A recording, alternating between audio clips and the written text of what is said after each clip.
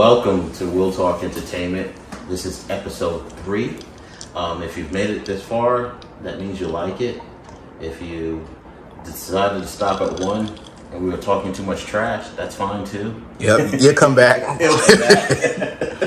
But this is episode 3. Thank you for joining and tuning in to We'll Talk Entertainment. Some housekeeping. You can find me on IG. You can find me on Facebook, TikTok, and what else? Website? YouTube. And you can reach me on my website, www.willtalkent.com.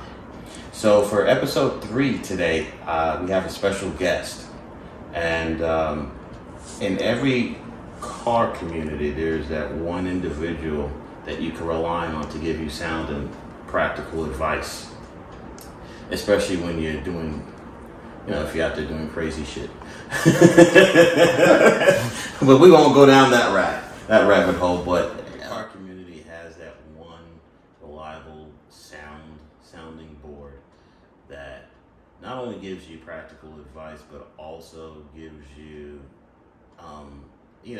will guide you in the right direction in terms of what you want to do from an automotive perspective. And, sometimes outside of that too, and just life. And that's just comes with dealing with life's experiences and having that knowledge. And so today we have a special friend of ours. He is well known in the car community here in Metro Charlotte. We have a high regard for him. Because Yes, we do.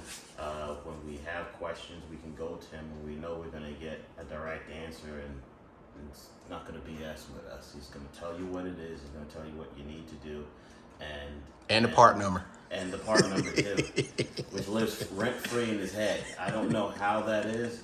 No, I have to look those up. I think he just has a computer that attaches to the back of his head like the Matrix, and it downloads. But so today's guest is Hal Harper.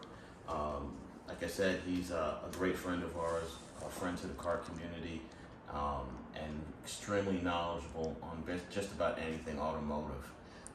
We actually nicknamed him the Professor. I've heard that name bantered about. Who came up with that, by the way? I think that was Shane Sullivan, Leah's data. Yeah. Shane, I think, coined that because when we used to meet up at the old place that was in Concord, that was the burger place. Oh, Foster's? Foster's. Okay. Yes, our Thursday meets that we used to do, and Shane ended up coining that term. And I think it kind of, I always kept thinking, I think it was a reference to Gilligan's Island. Gilligan's Island. That's kind of what that place felt like on Thursdays. It was just like its own island, because even though it was a restaurant or burger joint, it always felt like when we occupied it, it was just like it was just Queen City and then everybody else. Right, and I think what was it? Peter was kind of nicknamed the Skipper. Was he really nicknamed the Skipper? I did not know that. We never have figured out who Gilligan would have been, but I think that might have been Shane. Gilligan? Yeah. He Yeah, kind of has that he personality. kinda He has has that that happy-go-lucky personality. Yeah. But I think that nickname suits you because like I said in my opening monologue, the things that I've learned from you and other people have learned from you, that's priceless. You can't put a price on knowledge, especially when it comes to these cars and the amount of money we spend on these cars. That's really important to have somebody like you as a sounding board. But what I want to do is I want to take it back to Hal Harper growing up. Mm-hmm. Where did you always have a love for cars, or how did that begin? Yeah, for me, it's always been mechanical things always intrigued me, and like electronics and stuff like that. I always liked music, and so, and in the era, I grew up during the 60s and 70s, and so seeing things like tube TVs and radios and record players and stuff like that. And when it came down to cars, it was a similar thing. And what's kind of ironic is a little background on My dad's side of the family, they're from Southeast Georgia in a little rural area. And of all of the relatives, all of them had pretty run-of-the-mill cars. The exception to that would have been my dad's older brother. He was a large family, so there were 6 siblings. And he bought a 2-year-old 65 Mustang. So all of that, everybody else had pretty much all run-of-the-mill, plain Jane sedans. And that part, there were 2 dealerships, but I remember there was a Ford dealer and there was a smaller GM dealer in their town. This was a town that was like 2,500 population. And the next towns over of any size were like 30 miles away in one direction, the other one was like 43 miles away. So you grew up in small town USA? Well, I did not. My dad was in the Army, so I grew up in the Army. And so our journey covered, we were in 7 different states, but at one point we were in Alabama, in the Anniston area, just outside of Birmingham. And so we used to go back and visit. And that was the closest where we lived to where my dad's side of the family was. So for a couple of years, we could go back and forth. And other times we made some trips. But of all the things I remember, everybody, a lot of Fords and all that. And my grandparents, remember, they had a 61 Falcon they had for years and years. And the funniest thing, so it's a quick side story, that they had that Falcon so long, I remember you could pull the ignition key out with it running. That was a little trick joke my grandfather loved to do. I remember entertaining me. Was that. And then jump forward a few years later, and how this happened, by this point my grandparents would have been close to retirement age. And I remember we went to see them, and they went from this like beige Ford Falcon 4-door to a 1970 Ford Maverick in grabber red with the grabber package. So it had the stripes and the decals. It was only a 6-cylinder, but it like was a complete and bright red like my cars are. Wow. And that was the funniest thing. I said, some salesman talked up a big game to get. I thought, thinking of getting my grandparents, who would have been coming into their 60s by this point, and going from this like low key car to this bright red Maverick was like the funniest thing. Huge jump for that, man. Right. Yeah. And so, and I always remembered being able to notice cars. I mean, growing up, when I was at that age, my brother was 5 years younger than me. And so we would see different things, and it was like spotting Volkswagen Beetles and all this stuff and that. And we left the States in late '69, and my dad got assigned overseas. He did a tour of Korea, and he did a tour of Vietnam. Wow. And so the tour of Vietnam was going into 1970 to 71, and so we went overseas again, and we went to Turkey, which is where my mother is from. My mom did not want to get shipped off to Fort Hood, Texas. She's like, I don't know anybody out there. I want to be out in the boondocks all on my own with just me and my brother. So we went to Turkey, spent a year there. And the thing that was interesting in Turkey was a lot of, you have the military bases there. And all these servicemen would ship their cars over from the States. Well, and this is back in the era when new cars were in the low 2000s to mid 2000s rates on average. And so there were a ton of 50s American cars, which the Turkish taxi drivers loved them because these things were built like tanks. It's like, if they couldn't get the part, they'd crack it open and make it. They'd make a part. Almost like, kind of like Cuba, but without the embargo. So they could still get parts, because these military guys said it's not worth to ship this 4 or 5 year old car back to the States. So they would just sell it to somebody else on the base, or maybe sell it to the locals there. Okay. And so I remember a lot of these taxis, because like I said, they were prized because they were, built far more durable than the cars that they had in Turkey. When did the mechanical, knowledge, or is that where you started to build your knowledge of that was more when I started owning my own cars. I mean, my dad worked on his own stuff, so I was always around him for that. But the funniest thing was, my dad would drop a bolt or a part or fastener and spend so much time trying to retrieve it and things like that. So there was that kind of do-it-yourself ethic. in my family, because like I said, with them growing up, my dad and his siblings grew up through the Depression years and through the war and being in a rural area. So there was that kind of, you probably did a lot, you were more resourceful and Sure. fixed your own stuff if you could. And I bought my first car when I was 16. And so, Wow. and my first car I bought was a 68 Plymouth Fury. It's a big full-size 4-door car. And just a side note, this is back in the days I bought that car for $500. So for between $500 and $1,000, you got a used car, but it was running and it got you around, because I was working at a McDonald's, and before that was a convenience store my dad managed. And it used to be my dad would drop me off at work, and then after being on my feet all day long for 8 hours, the last thing I wanted to do was hang around anymore until my dad came to pick me up. So after that initial year, I bought my first car. What was that like?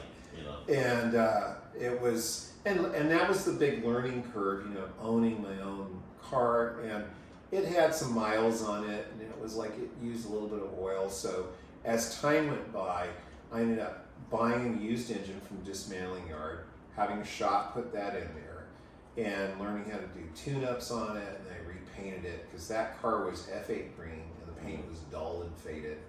And I was like, I'm not repainting this car green. So that's interesting. So your very first car, and I did not know that, your very first car was a Mopar. Yeah, it started off as that. Circumstances were that it almost might have been a 67 Coronet, but the guy wouldn't come down on the price that I wanted to spend. He wanted $750, and I was not willing to. I wanted to stay within my $500, $600 range. So it was a 67 Coronet in the 440 trim. That's trim level, not the engine.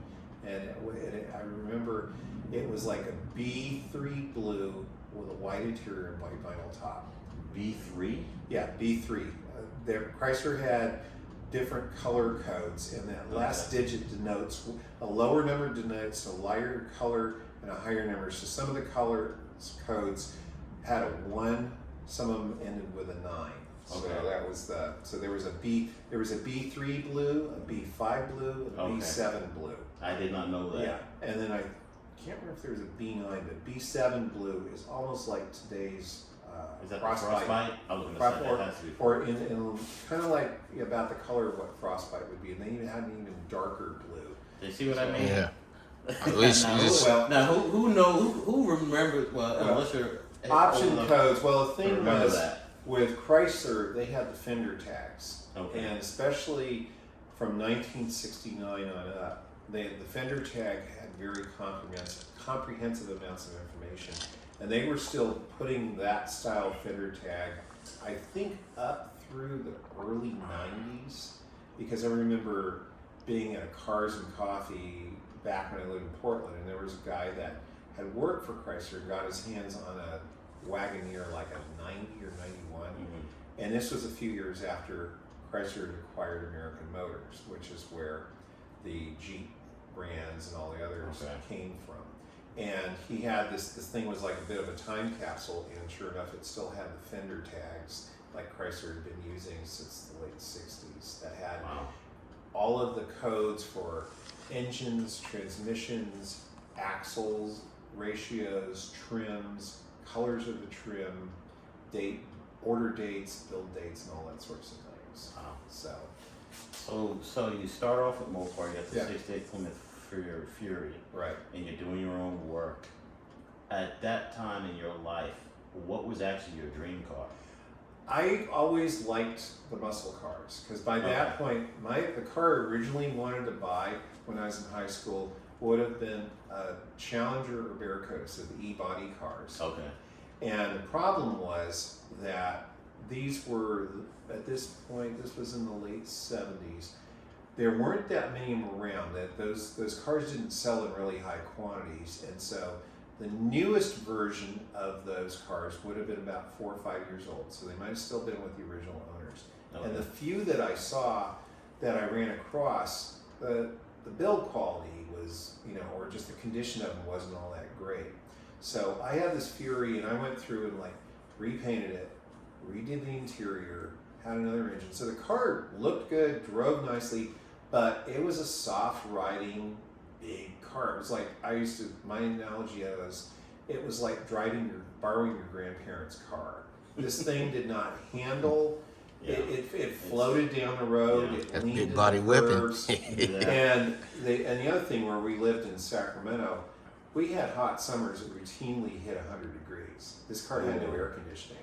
Oh boy. And then on top of it, to couple this big boat of a car, it had manual drum brakes at all four corners. Oh. You haven't experienced brake fade until you have something like that. Yeah. And I've ridden in a car like 60s that. Yeah. drum brakes were, in a word, not great. And then you have the car loaded with people, it was even worse. Yeah. So one day I'm driving down the road, and this was just about this is my senior year in college, and I was driving down another area of town, and I passed a Chevy dealer on their used car lot. There's this white Plymouth Roadrunner, and this was the second generation of the B-bodies, the 70s cars that are nicknamed the fuselage body, where the cars are more curvy. Okay, I was gonna say those Yeah. are the curvier. The curvier cars, they look a lot like, they have a strong resemblance to the GM cars that ran from 68 to 73. Which is the A? Was that? That's the A body and body. GM. Okay. And Chrysler, their intermediates were their B body cars. So this was the Charger, Roadrunner, Satellite, Coronet, Gotcha. all those different Okay. ones. And so here's this Roadrunner, and it's white, has the power bulge hood with black stripes. It's got the stripes that run, it's called a strobe stripe, that ran over the roof and down the sides of the car. And, and this is like, my eyes zeroed in on that. And I kept going by every few days, and I'd see this car, and I wanted to go look at it. Well, at the time I wasn't 18 yet, and you can't legally execute a contract with a minor. So my parents actually had to co-sign on it, but I wanted this car. And one of the things I was bound and determined was, one, I wanted a performance car that handled better and all that. But my requisites were power brakes, disc brakes, and air conditioning. And the Roadrunner had all of those things. So it was like a big change. And it was like, and it handled way better because it wasn't this big floaty full-size car. Yeah. That's supposed to be exciting, because now you look at those cars now, we're like, That is like one of my dream cars. That's one of his dream cars. My dream car was the '71 Barracuda, the 4 headlights. Yeah. And they didn't, like you said, they didn't make a whole lot of those. I want to say, but they made probably less than 100,000 of them. Not even that. No, that the whole production among all of the years that they had for those cars. I'm going to pull up a picture. I have a picture of a representative picture of that Roadrunner that I had. Yes, I'll just do a little for the. The weird part is I've never seen a white one. I've always seen a black. Yeah, I was just thinking that. This is the car. This is the Wow. same color scheme and model. 73, 74. Look at that. That was the car I saw. So going from this big full-size Plymouth to spotting that, and like I said, on a used car lot, it's just going to pop out. Yeah, I can with totally the see graphics. at that time, seeing that car looking like that on a lot. Right. I mean, that must have had your. Oh yeah, and like I adrenaline said, I rush. was obsessed with it because Yeah. there wasn't. To give you an idea, the other car that I liked, and I always liked the E-bodies because they reminded me of the '69 Camaro and Firebird. They had some of that. Again, Chrysler, GM was always the style leader, and the others kind of tended to follow a general trend. And Right. if you look and see that, GM came out with the Camaro and the Firebird in the fall of '66. So Chrysler had a couple of years to study what was they were on the doing, market, yeah. and they kind of came up with their interpretation. And the thing I was having had a Plymouth before, I knew about they had a much broader range of engines. So in an E-body, you could get everything from a slant 6 all the way up the family to the 426 Hemi. Okay. which were pretty rare in the day. I mean, I only ever saw, back in the day, I only saw a handful of Hemi Right. cars, to give you a point of reference. They tried to come back with the 426 Hemi. I think a few years ago there was this big hubbub on the internet about the 426 Hemi. The problem is with the emission standards today, you couldn't get it to pass. That's the emission. elephant, And right? the That's the elephant, right? And the EPA numbers as well. Right. That, it comes down to, because for the same reason now why Stellantis is not can't continue with the Hellcat engine is like between the carbon, the CO2 emissions, Right. and the mileage. Because for years FCA was buying credits, and they were buying them from companies like Tesla. Tesla was making a lot of money selling carbon credits, and when But what are carbon Peugeot, credits? Yeah, what is- basically they're when you are falling below your the corporate average fuel economy number, you'll hear that term CAFE. The manufacturers pay fines to the EPA for that. Okay. But also that's like with the carbon, their CO2 emissions, if they're falling out of the limits, they end up paying fines as well. Okay. So once Stellantis was created after, bear in mind now I'm trying to, it's Peugeot. Yeah, I think Peugeot acquired FCA. And the heads of that company said, we are no longer going to be buying carbon credits to offset our shortfalls. And so that spelled out a lot of things for the future. So that's a good point, because a lot of people don't realize it. They think, oh, it's just this whole big wave of EV. It's not necessarily that people just want to shift, but they're also on the back end, they're paying for these carbon credits. Right. So even though you're raking in all these profits with these Challengers and the Chargers, you're also, money's going out the back door. Right, because you look at the volume sellers, for an example, with a company like FCA, it's pickup trucks, Right. and then the next item behind that would be the Jeep line, Right. and then the Wranglers. And one of the things that surprises a lot of people is like Wranglers don't get great gas mileage. No, they don't. Well, and that's why Yeah. the 4XE is so popular, because Right. it's like it's one of the few Wranglers that But ever it's only come out in more recent Right. years Right. with that. So that's kind of one of the things that is kind of turned out. And another one is, for a company to survive, you're going to have to sell globally.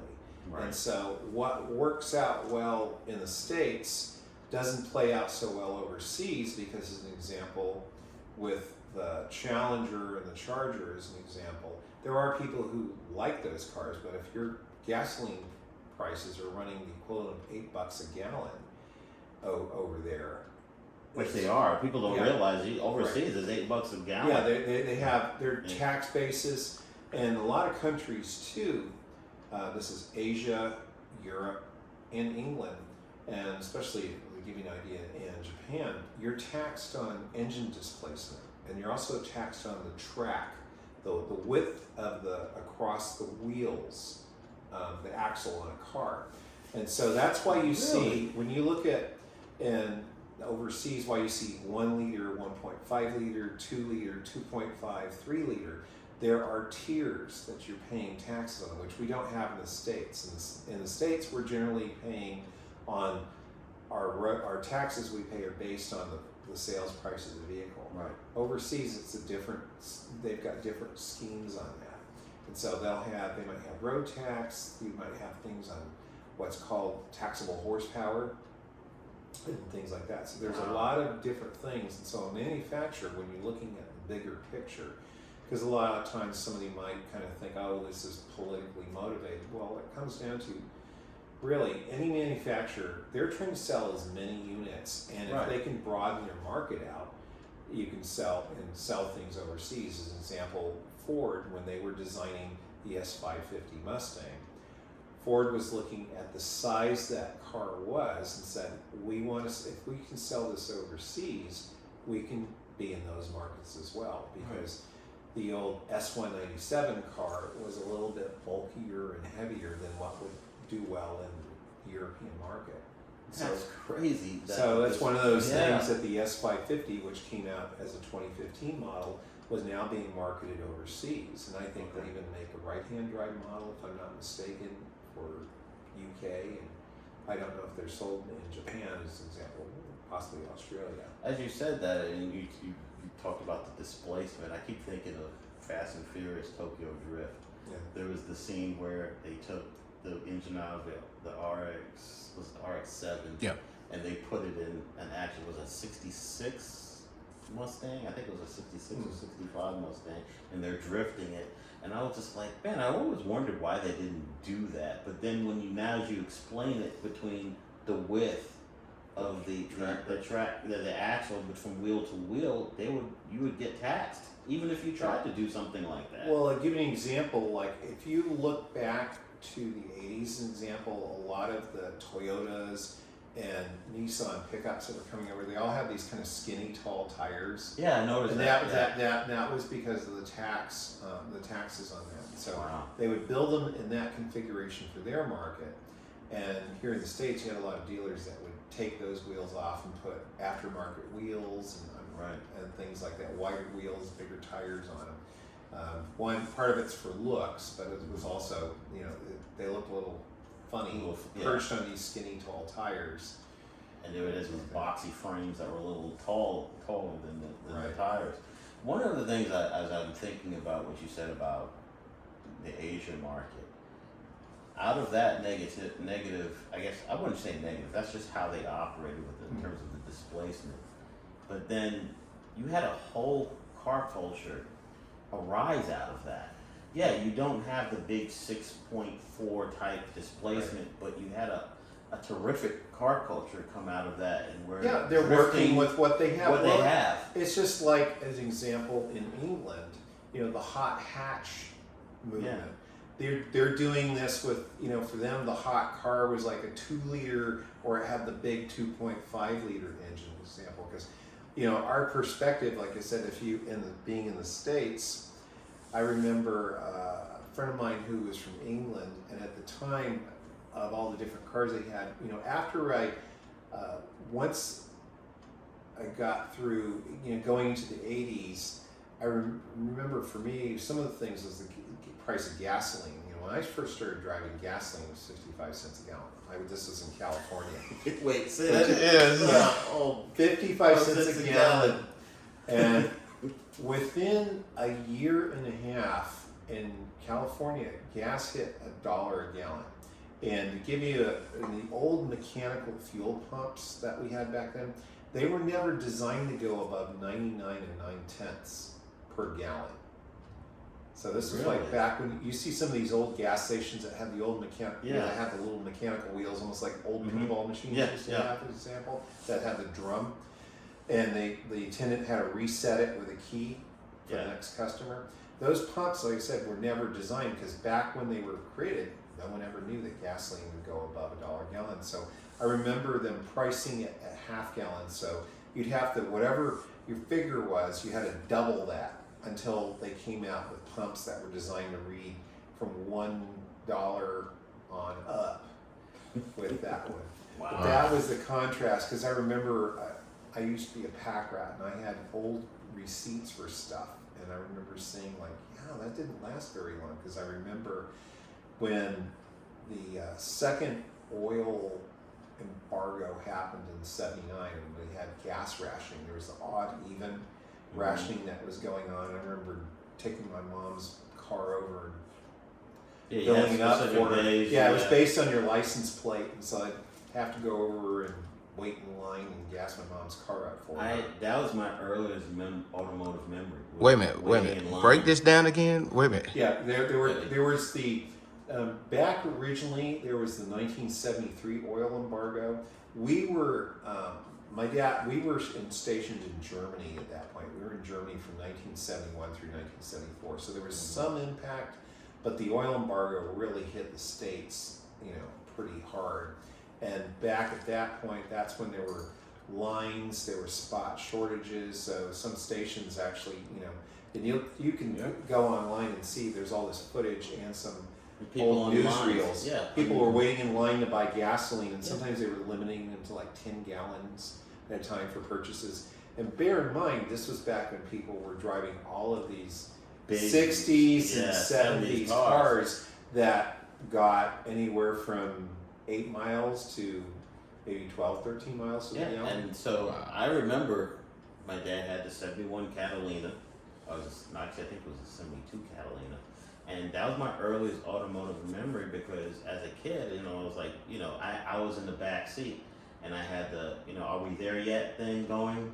And I'm sitting there, why are we sitting here? Because we were sitting in the car and there's this line to buy gas at the pump. And I'm like, are we there yet? What are we doing? And I was trying to figure it out. And this is in New York where you live. Right. And so I had no concept of what was going on. I was too young to understand it. But then as I got older and I started seeing these pictures of the internet, and people were explaining, we had the oil embargo and the inflation on gas. It made sense to me back then. Right, and one of the things that came out of that not too long after it, in order to try and conserve our consumption of oil, as the 55-mile-an-hour speed limit was enacted. Because I remember, I think that went into effect in 1974. Because I remember we were driving in Germany at the Autobahn and all the secondary roads, and the Autobahn not being regulated for speed limits unless weather conditions dictated that. And I remember my dad slowed down to the speed and he says, this is what the speed limit will be when we get back to the States. So, did you ever get on the Autobahn, being that you lived in? Oh yeah, all the time when we were there in Germany, because my parents loved to go out on drives on the weekends. So which car did you take on the Autobahn? I wasn't of driving age then for me, but when we got to Germany, my parents ordered a 1971 VW 411 wagon. And the 411 series was a whole new direction for Volkswagen. And it replaced the square back.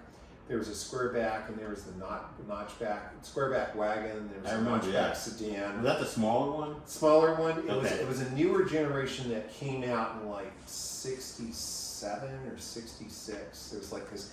Back with Volkswagen, you had the Beetle, right, and then they had the bus, right, and then the Karmann Ghia, and then that next generation, and the 411s kind of had their styling was a little bit different and weird. You'll have to probably pop an image of that. I have the image of it because they ran from it's a small 71 through 74. It's a small station wagon, and it has like the little bubble lights. I think at the it has quad headlights in the front with bezels, whereas VW always had like a dual headlight rather than a quad headlight layout. They were rare, but you did see a few of them. Right, and it was a much more modernized car, but the styling was different from what people were used to in Volkswagen. So was that car able to like really?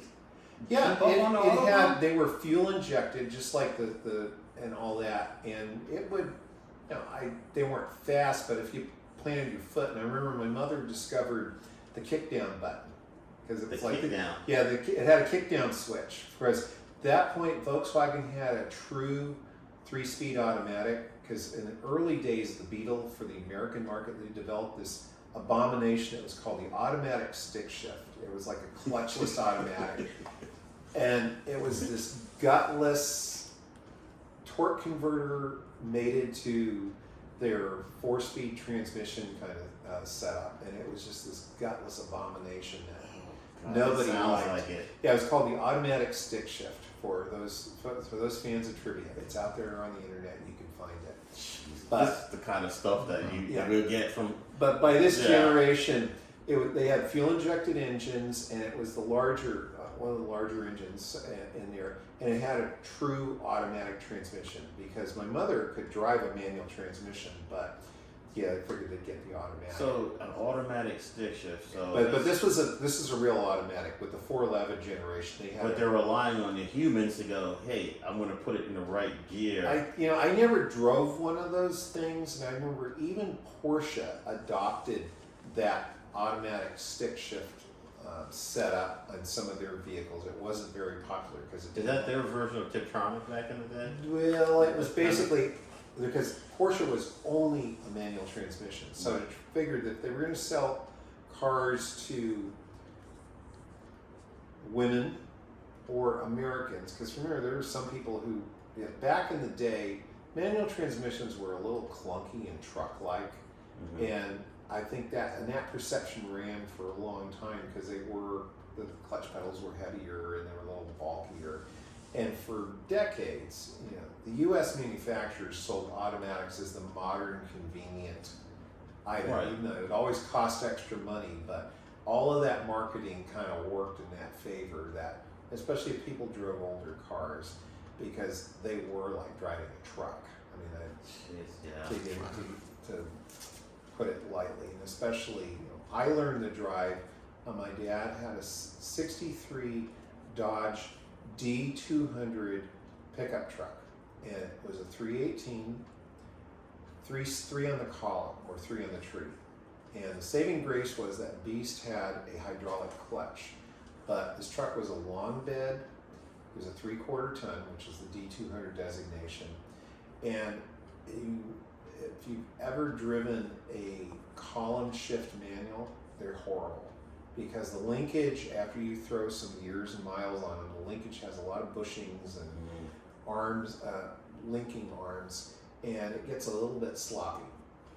Oh, okay. And frequently, if you're trying to shift between first and second, there were interlocking blades, because it's like having the H pattern that you would have on a floor shift, but it's turned, and now it's in this vertical plane. Oh, this is sounds like. Yeah. But so the way that it works is reverse. You pull a lever and go full up. That's reverse gear. First gear would be you lift up and pull down. That's first, and then you to shift to second, you'd go away from you and up, and then third would be straight down. So it's kind of like if you think about a 4-speed layout, upside down, like that. But it's on the side. It's on the side. Oh, yeah. God. But that's the way. I'll tear that engine up. Right. But that's the way, American cars had that. I remember, I think it was probably in the 30s. In the old days, going way, way back, you had floor shift on everything. But then to make it more comfortable, I guess, or easier, you started seeing column shifts being used. And it's like, and part of it was, if you had a bench seat, you didn't have a shifter, so you could have 3 people across on the seat and not have the shifter between the legs of the person sitting in the middle. Okay. But that's the thing you saw probably from the 30s, even on through, believe it or not, American manufacturers still had column shifts up through the 70s. Because I remember that. a weird one was, I still remember this weird side story I'll throw in here. One of the magazines, I think it was Motor Trend, because I had subscriptions to car magazines as a teenager. I mean, I devoured this stuff up like crazy. Wait, so you had Motor Trend as a teenager? Yes. And what was your first recollection? What was your first Motor Trend magazine? What year was that? Probably from 1976, 1977.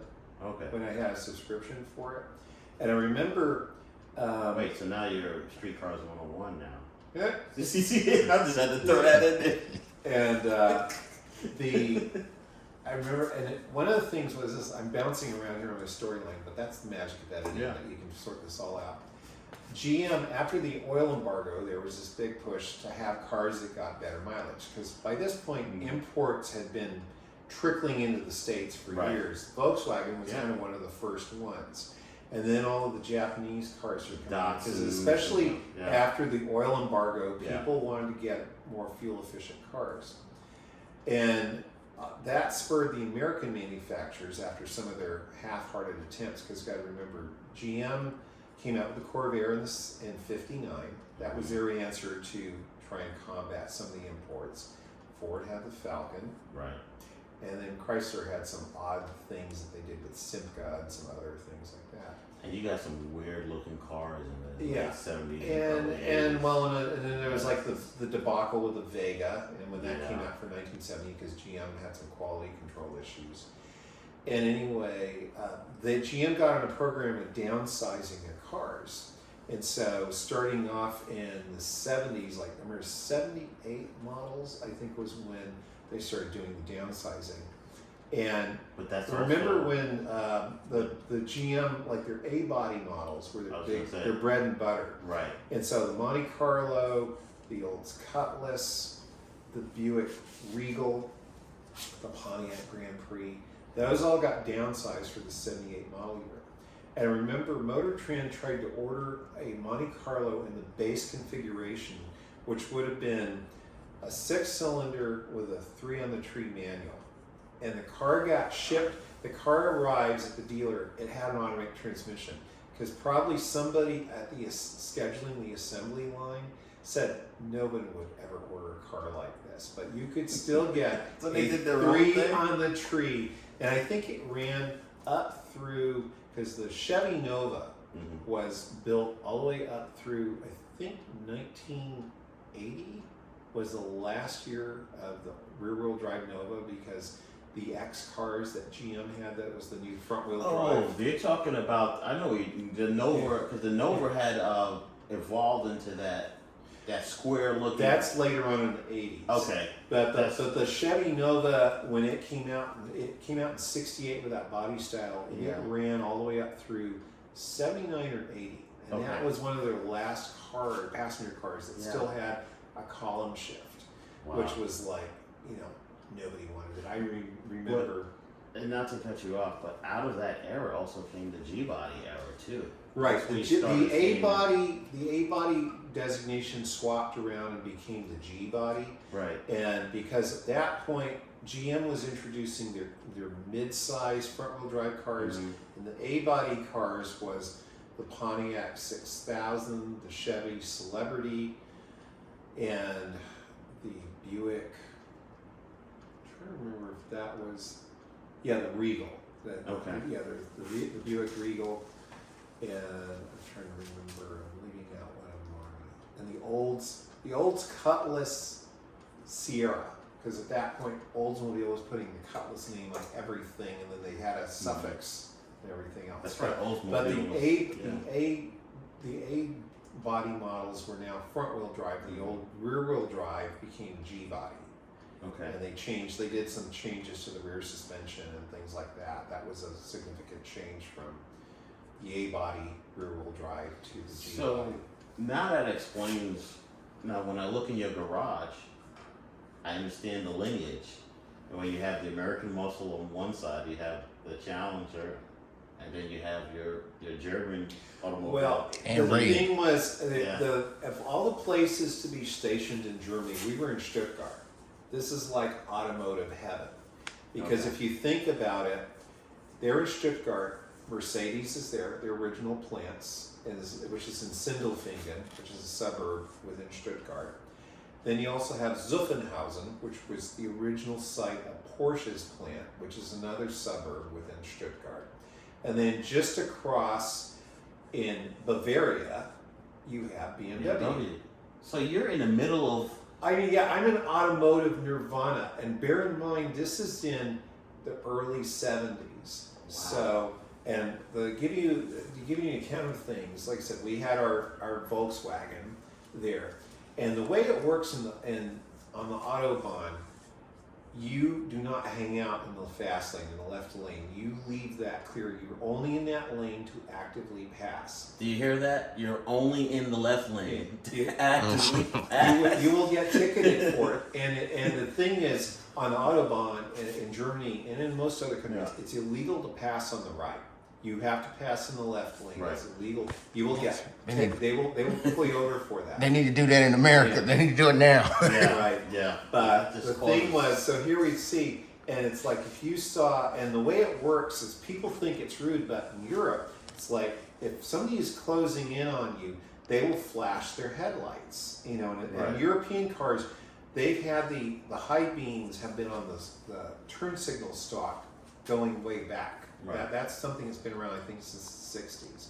So people think it's not rude. It's like going, "Hey, I'm coming up." It's a courtesy thing. You do a quick flash or two, and that means I'm coming up behind you. And Right. you'd see that, and you move over. Now people just get. Yeah, people Just get irate. But irate that's and that's just why sit that's there the thing. and- Is like you do a quick flash. Right. The Italians do that because you have the a courtesy. Autostrada Right. and things like that. But you would see a Porsche or a Mercedes pulling up, you got out of the way because that car could overtake you. And you had Opels, Volkswagens, all these other cars on the road and BMWs, but you'd see a BMW, especially what was called the /8 sedan, the /8 series sedans. That was what over here in the States was the 280 SEs and all that, and then you had the big cars, the 450, like a 450 SEL, and it's like, and those cars were like bankers' cars and doctors, it's like those were the ones with the big engines in them, and of course you'd see Porsche. And so you'd see a 911, which you could identify from anything from a mile away. Right. Like that. So now that you brought us forward now to the current, more, I would say the latter modern era in cars. When you pick your cars, I've noticed, since I've known you the last several years, you look for specific type of cars, and that type of detail that you use to pick out your car. Now I understand where you got it from. So when I look at your cars and I see you drive something, you're driving it because there's a specific details, specs in that car that it has that you want in it. And I think some of that comes from as my uncle on my mom's side of the family, he lived here in the States. Right.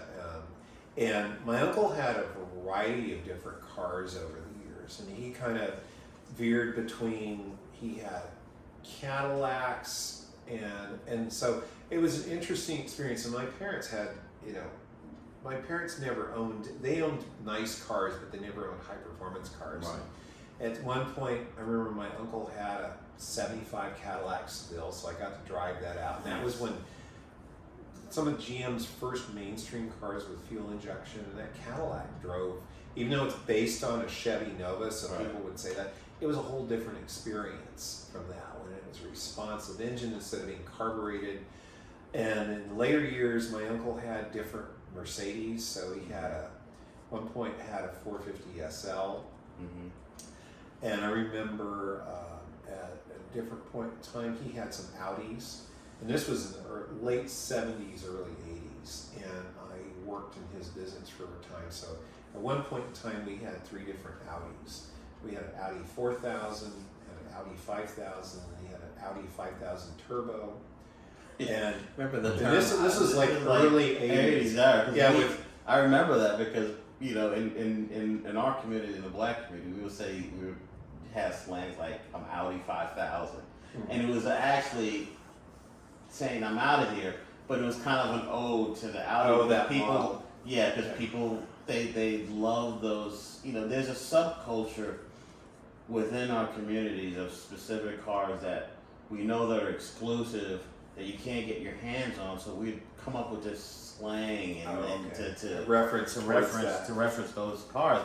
And I remember those Audis in the 80s were terrible. They had so many issues and well, problems. to give you a side example, we had 3 of them, and the thing is funny is now is Audi's thought it was a performance brand, which I kind of, looking back on my experience from those cars from the early 80s, my uncle's he had the 5000, which was a naturally aspirated 5-cylinder, gutless as can be. It's like you had the fuel consumption of a 6-cylinder and the power of a 4-cylinder. So, what was the big deal then? It was the idea that you could buy German engineering at a more reasonable price. It wasn't in the price range of a Mercedes or a BMW. Because the way the thing was, Audi was the least expensive, BMW was more, and Mercedes was generally the most expensive German car. Right. And so you were trying to, you had aspirations, but your budget didn't let you get there. I remember. And the Audis had a clean look. They had clean styling. They did have a good look. Except Audis had abominable mechanics, reliability, and electrical issues. And the thing we used to joke about was you could spot an Audi doing down the road at night because the trunk wiring harness would somehow develop a short in it. And you'd see every single light, turn signal, backup light, running light, brake light, would all be illuminated dimly all at once because something had chafed the wire harness in the back of the trunk of the car. and it would short across. It wouldn't blow the fuses out, but you'd see I all of the remember that. lights lit up dimly. You could always spot an Audi from a long distance away at night. Yep, that's an Audi product. And then the issue, they had a major issue with it. They ended up having lawsuits when people would step. Oh, put the it in unintended gear. acceleration. Yeah. That one. So that Toyota thing wasn't the first time Yeah, it happened. well, It happened with Audi. I mean, you know what? After that unintended acceleration thing, and what amazed me was like the Audis were gutless in the area, so you would have had to floor that throttle and keep on it. And I think what it was, the pedals were of a similar height and close enough to one another. I think people panicked and just floored it, because any modern car, you can hold the brake pedal with your left foot and you can floor the throttle with your right. The brakes will hold the car. Right. But I think someone panicked, and in the heat of that moment, did not they would just press harder, think they were on the brake pedal, and that's how they were doing it. Because an Audi 5000 was not a powerful car. Right. And But they were going and ended up in pools and going through the pools or go garages. through the plate glass windows of a End up in- store. Yeah. It was like, I remember a lot of them were like, people Yeah. would be like in a strip mall, and they'd go through the front windows of the store. Just to let you know, Alan, we love you. We love you. Audi's come a long way. But my uncle's 5000 Turbo, 1982, 81 or 82, that pile of German engineering had what it is. I try to keep it clean. We kind of It like had- it when you just tell it like it is. That car had the power window motors failed. So Yeah. sometimes they would be in a certain position and they wouldn't work. So, and mind you now, this was 40 years ago. Right. It was out of warranty, and it was going to be $500 plus some dollars just for the power window motor, and then the labor to replace it. And that per side. In the 80s too. In the 80s. Yeah. This car had power electrically heated mirrors. The power mirrors failed. I remember one time driving to a ball game in San Francisco with my uncle, and the mirrors were adjusted for him, and they said, "Oh, I can't see out of these." And I was like, I remember rolling down the window. I said, "No, don't do that." And it's like, so the power mirrors failed, and the thing this car consumed oil like it was on a bender, and had some oil leaks, so those were fixed. And then the thing that capped it all off for my uncle at this point was he was on a trip to go visit some clients, and here he's on the highway, and the rear window, electrically heated rear window, exploded. It just burst. And my uncle said he thought a gunshot had hit the glass in the car, because his whole rear window exploded. And he said, I had to check to make sure I hadn't had an accident, because he was so startled by what happened. So he I didn't know that happened. that there was a problem with the tempering in the glass, probably, but literally the rear window exploded and blew out. And so he aborted the trip, of course, because it had to come back home, because you're not going to go on a road trip of a few hundred miles with a blown up back window and have rain or whatever. It's just so funny when I hear these stories. Like, I didn't know about the back one. I knew about the electrical issues. I knew about the gearing issues. Well, another one was in Audis. They had plastic exterior door handles. Those door handles broke all the time. So I was constantly shuttling cars with our salespeople to go drop the car off and go pick them up from the dealer, or go there or take them back to go retrieve the car. So we were constantly with these 3 Audis, always dealing with trips to the dealer to get things fixed that broke on them.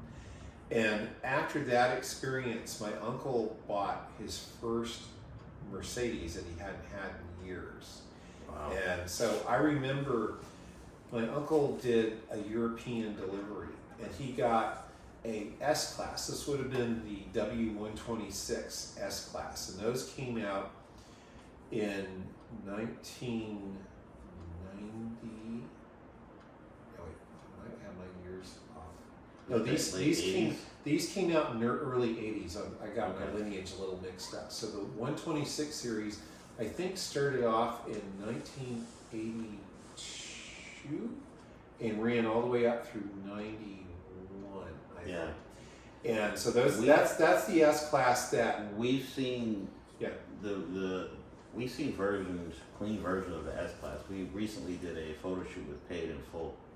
I don't know if you've seen them, but they are a car club, and they have old school 70s, 80s, early 90s. Like Audis, Mercedes, BMWs. BMWs, and Acura's. And the W126s are like they're the Panzerwagen. Yeah. Basically, they're built. You know, they're all over the world. Yeah. Highly revered.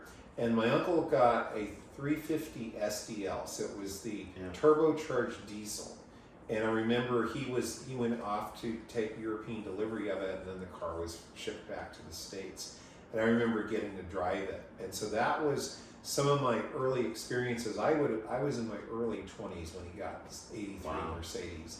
And I remember driving that car and it just being so solid, and it had that, there's a feeling that German cars have. It's like, and especially Mercedes wants to have this kind of like safe as a vault kind of feeling, this substantial, I didn't understand. smooth riding car. I didn't understand it till I bought my first BMW, and I saw the engineering and how well put together it is and how it handles, and that's why I was just like, you know, I really it sold me just on the handling, the way it was put together.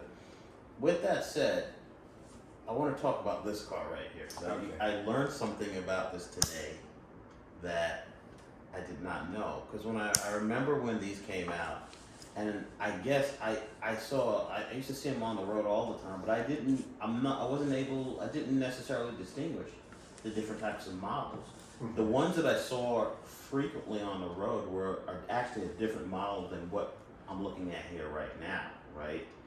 So talk a little bit about this model, because now that we understand your lineage and how you became to respect and revere German engineering.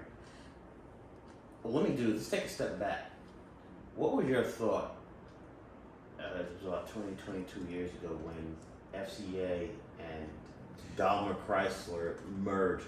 Tell me what that was for you, because now you come from a Mopar and you have a reverence for German engineering, but now both of them have merged together. What was your thoughts about that? It seemed like a really odd pairing, to basically sum it up, because that was Daimler acquired Chrysler in 1997, if I remember correctly, and with that one, and going back at this point, a brief history of Chrysler. You know, after they went through their bailout in 1979, and Chrysler had a pretty old product line at that, you know, kind of outdated and a little bit behind the times, because GM had come out with their X body front wheel drive cars, and they were 1980 models, but they introduced them way early in 79. It was like the spring of 79,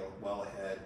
Ford was coming out with the Escort, things like that. Chrysler still had all of these old rear-wheel drive cars, and they looked pretty dated. I mean, they looked like 70s models that had kind of been. If you look at them and you go for the audience, go look up some of these cars in the 80s. I mean, the Daytonas. Well, or to go look at if you one. looked at like the 1980 models, this was like they had the Cordoba, the Murata, the St. Regis. They're these big, square, boxy cars. Yep. Everything was rear-wheel drive, V8, and Chrysler had started coming out. They had the Omni and the Horizon, which came out, I think, in '78.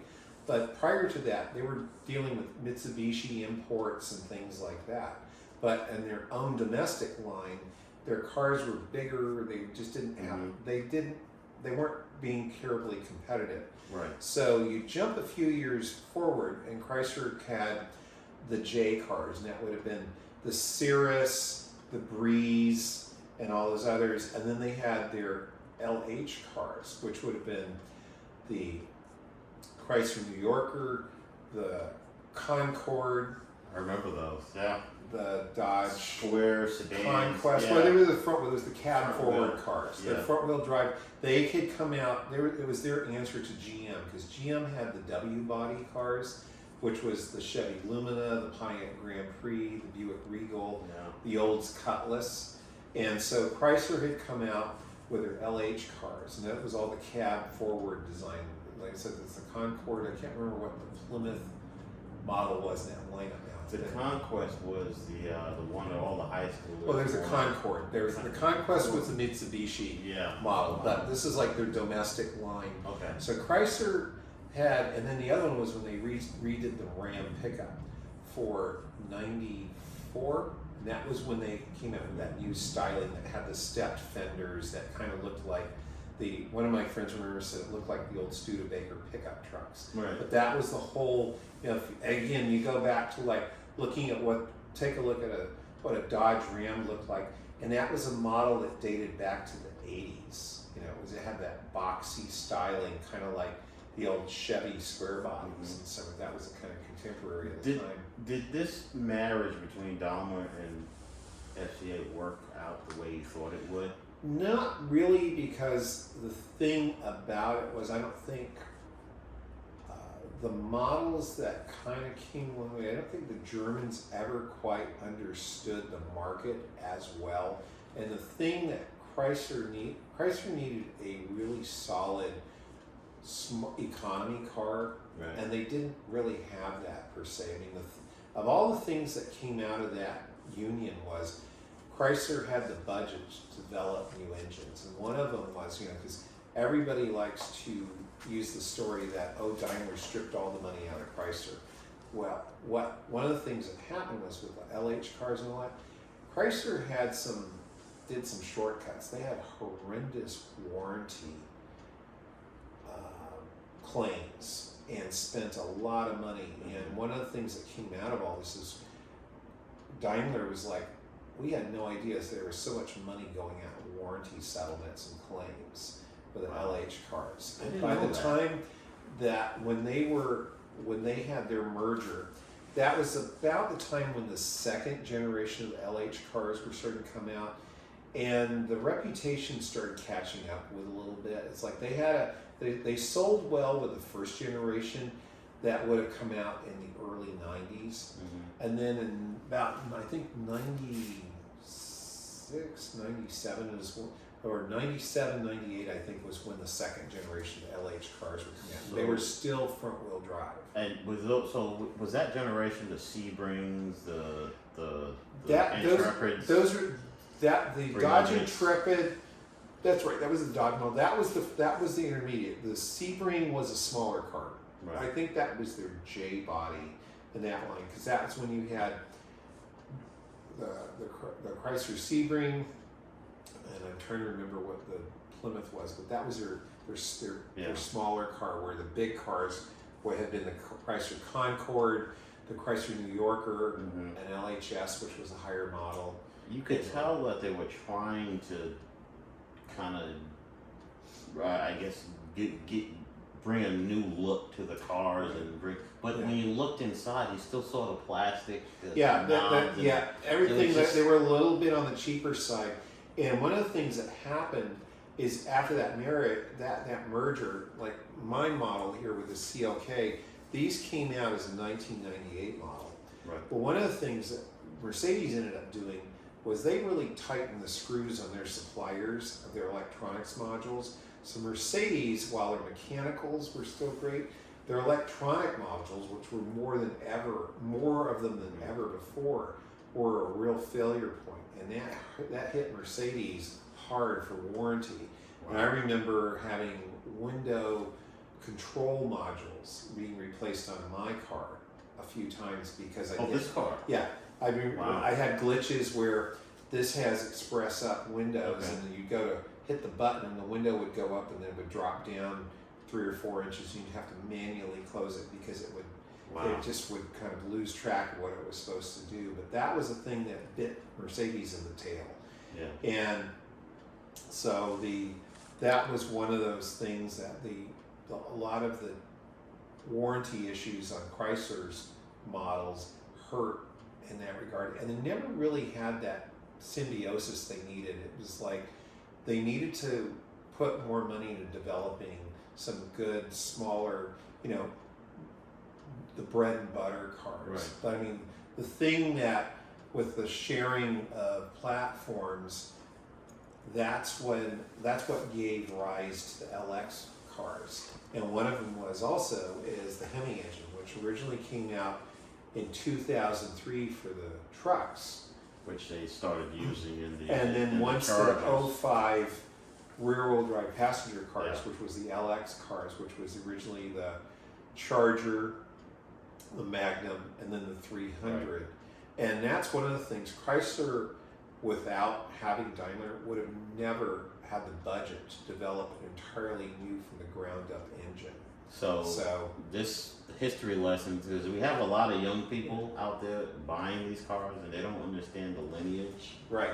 There, Yeah. 'cause That these without it, that lineage started with Dahmer. Yeah. And they And brought mine, that and what's over. interesting is the Yeah. manufacturer plate on my Mercedes says mine's of the Daimler Chrysler era, so I have Yeah. mine's from that period, and it's like the That's because it label was. shows Yeah, I remember like it was yesterday when they announced the merger, and I was just like, okay. I was curious. I was like, how's this gonna go?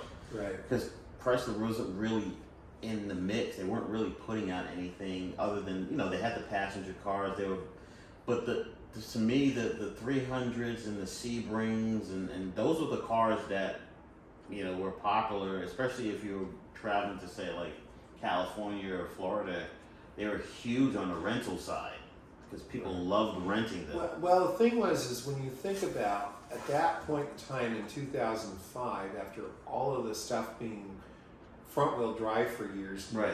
they reverted back and brought out rear-wheel drive with V6 and V8 power. And if you look among the competition, Ford had the Crown Victoria Yeah, and the Mercury Marquis, which were really old designs. and then they And- try to spice it up with the Marauder. Right, but Yeah. and that was just a That's short run. But if Right. you look at, those cars dated way back into. I mean, Yeah. they go back to the 70s. Yeah.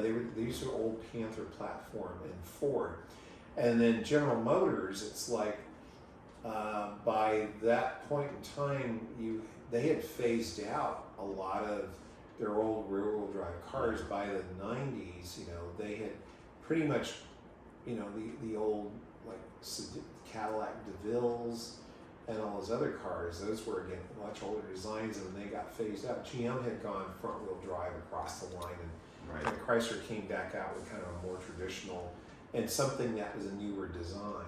And Right. and remember that the 300 was like, I always thought from distance kind of looked a little bit like the styling of a Bentley, and so it was a big. I thought when I saw the 300 and the way it was designed, I started thinking of this model. It looked like the roof line had a little bit of a CLK-ish look on it. Yeah, This is well, the- and it's funny. I remember going back in '93, Mercedes did a design study because they were starting to, they were working on the next generation of their cars, and they had a mock-up just of the front end, which is what the CLK in the E-Class, which came out for '95, had this new four-light style. I remember, yeah. With that one, and I Yeah. remember it's like, wow, that's a cool thing. And like I said, this was in 1993, so years before then. So the E-Class came out with that look, and then in '98 model year was when the CLK came out. Right. And I remember one time I was living in San Francisco and I was walking down the street and I saw a CLK and I said, I want to have one of those days, because I always like sleek two-door body styles. It's like the coupes and convertibles always look way better than a four-door sedan. I never cared for a four-door car. Yeah. And it I don't was think like, I've ever seen you drive a four-door. I've never owned one. Everything Never. I've been been has two. always been two-door cars.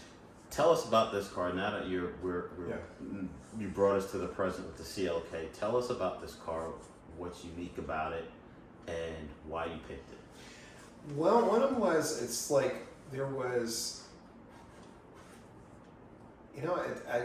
for years I had all of the front wheel drive GM V6 high performance models. So that went, my first one I had a 1984 Citation X11. So that was their hot rodded version of the 2.8 liter V6. Even had fiberglass cowl induction hood, which harkens back to what they were doing on the Chevelle at that point in time. And so that was a 130 horsepower V6 front wheel drive car. And then my next car after that I had a Fiero GT. And that was the same V6 engine, but now with fuel injection. Wait, and that little Fiero? Yeah. You fit into that? Oh yeah. Fiero's had a ton of room in them. And I just look at them now. And they're just it's small on the outside, but there's a ton of room on the inside. I had one of my friends who was 6'8". He could adjust the seat back and stretch his legs out of the passenger side. in a Fiero. In a Fiero. With that one. I gotta And see so that to believe it. and that was the fastback body style, which came out mid-year in '86. My next car I had after that was a Lumina Z34 Coupe, 5-speed manual. I remember that. So that was the 3.4 liter dual overhead cam V6. So my progression, every car was more powerful and handled better than the next. And I had that Z34 Lumina, had the car for a number of years, and had a problem with a main bearing in the engine, and ended up having to replace that engine on my own dime. I had finished doing a pretty comprehensive remodel on a house. It was my first house I owned. And I had this engine problem, and I was not thinking after spending $50,000 on a house remodel that I was going to buy another car. Wow. And I had this, because I said, Lumina, loved the car, great, enjoyed it, and then had that issue and ended up having to, and at the time there just wasn't anything I was thinking of. So I bite the bullet, and I remember writing out a $9,000 check, which started off with what I thought was a problem with the clutch, to finding out that the engine had a problem with the main bearings. You said $90,000? $9,000. $9,000, okay. $9,000. I was just going to say. And that inflatable deer, you still got that? And I basically bought a new long block assembly and had that put in the car, replaced the clutch, and replaced all the hoses. It was like a tad over $9,000 to replace that. And after that, I was not happy with GM because I found out that there was a manufacturing flaw that GM had tried to be pretty quiet about. I got 80,000 miles out of my engine. They were having failures between as early as 30,000 miles, 30,000 to 50-some thousand miles was typically what they were happening at. And GM told me, no luck, take a hike. And that put me off, and I said at that point, fine, I will never own another GM car again.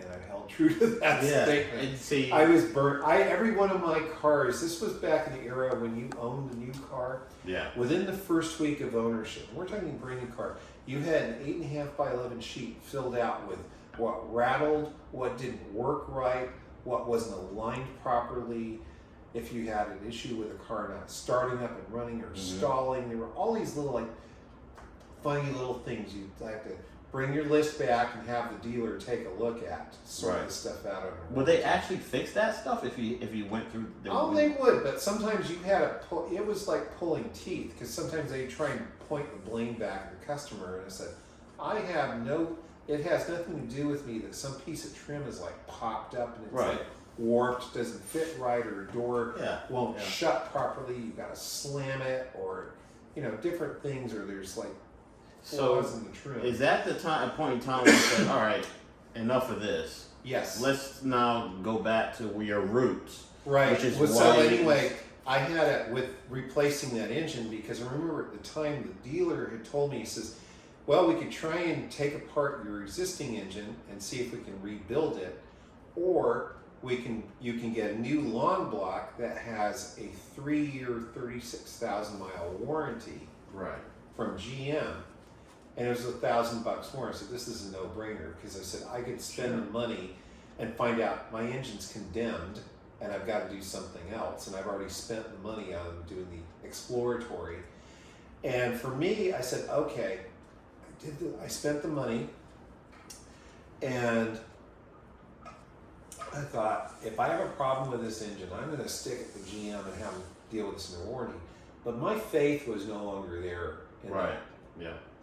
And I decided I'm going to look for something else to buy. So I ended up on a quest, and I said, this is one of those things in the back of my mind. Some couple years earlier, I'd seen the CLK, and it was kind of nicknamed the Mustang and Mercedes because they had everything from the 320 model, which is what I got, all the way on up to the CLK 55. And so the horsepower figures range from 215, 275, and 342.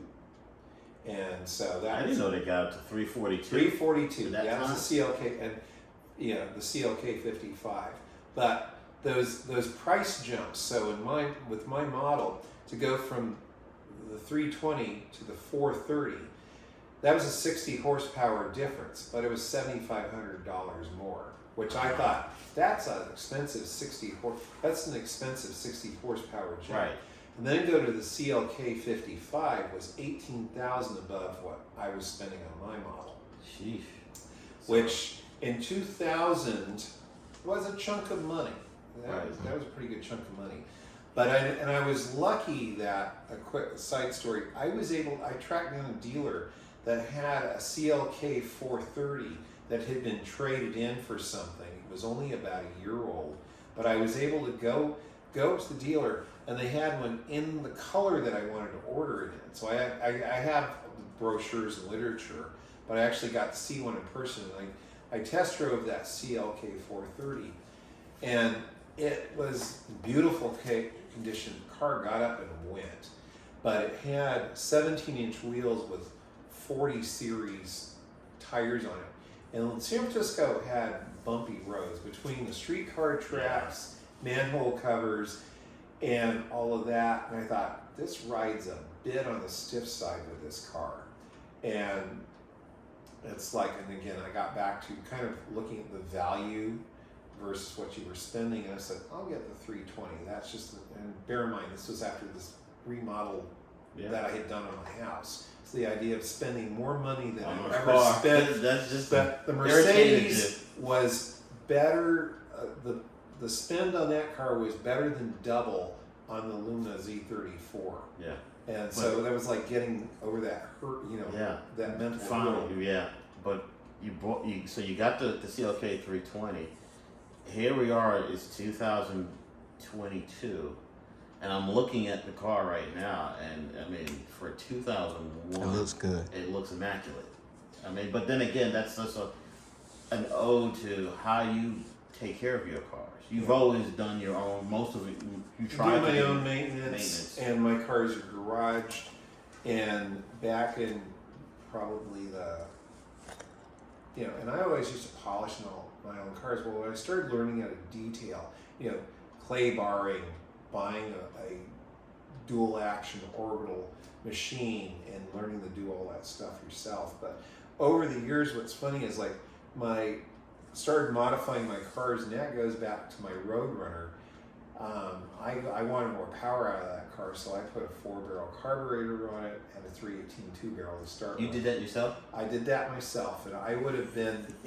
I was going to ask you, what was the first car that you modded that got you started? And going back to that one also, it was like I started learning to do suspension modifications. One of them was like putting urethane bushings on your sway bars, on the end links of the sway bars, which made the sway bar react sooner and have more effect, because stock they use a softer rubber, which is just a little more for comfort. Could be some harshness and noise attenuation. Right. But Pontiac, going back to the 70s, Pontiac was putting urethane bushings on their Trans Ams, and that's why the Pontiacs handled better than the Chevy equivalent. One of the cars that you worked in, it's till this day, it's still my favorite car that I've ever ridden in. And it's a car that, it's a car that you worked on, which was Tony's Troublemaker. 392. Troublemaker. Yes. And Troublemaker. And I was just like, when I drove it, well, first of all, when Tony took me out, he drove it out of Foster and he took off on it. And the damn car went sideways, and I slapped me back in the seat. And this is when I was heavier than I was now, and it still threw me back in the seat. And he had told me, yeah, Hal did the work on this, and it was one of the, so we go down, Bruton C. Smith, we turn off, and we switch sides, and now you're driving it. And now I'm driving. I'm like, geez, I look like a damn, greenhorn trying to get it out of first. And he's like, yeah, you got to give it more RPMs. That's when I understood like how you had to drive cammed cars that were manuals. But when I finally got it down, the way that car shifted and the streetability of that car was amazing. But then at the same time, I remember him taking about 6 months later, he took me. We went to go grab a bite to eat, and that car got on the ramp to 485, and it was terrific. The performance was just everything was dialed in on that car. Do you remember when you drove that car, did it have the pistol grip, the carbon fiber? Yes, it had the, okay, because I put the Mr. shifter, Norms. yeah, I put that shifter in later. I initially did the cam swap, and then later on I did some more things, because Tony customized the car. He had the calipers painted. Right. I put the shifter in it and all that, because that Barton shifter and all Oh that. God, was- Barton. When I heard about the Barton, but anyway, going back, my first car was that Roadrunner I modified. Mm-hmm. Like I said, the craving for more power. Yeah. I had always been there. So, and back in high school, I had a friend who had a 1970 Challenger RT SE with a 440, and I helped him put an auto shop. I helped him put headers on that car. Wow. Back then.